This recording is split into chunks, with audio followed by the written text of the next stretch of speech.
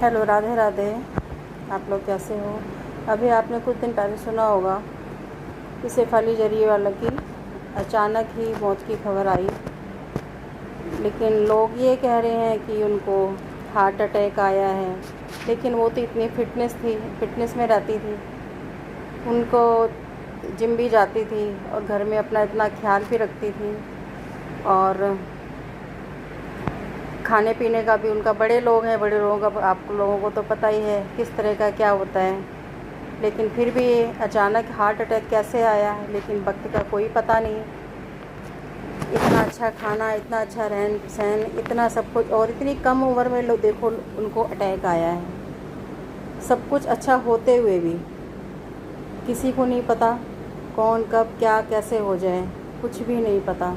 लेकिन शेफाली जरीवाला इतनी famous actor, only 42 years की थी, लेकिन लगती नहीं थी कि 42 इयर्स की हैं, लगती थी जैसे 30 या 32 साल की होंगी।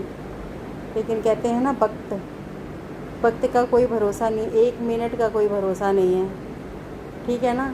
इसीलिए अच्छा काम करो, अच्छे से रहो, बाहर का खाना मत खाओ, और सब कुछ अपने हिसाब से करो, खुश रहो। सबसे बड़ी बात है खुश रहो। लेकिन वो तो बहुत खुश रहती थी, फिर भी उनका ये हाल हुआ।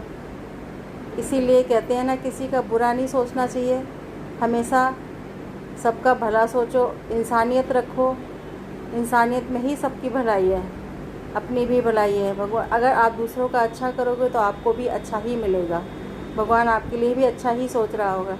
लेकिन जो भगवान ने लिख रखा है ना कि आपके इस टाइम पे ये होना है, तो वो होगा ही।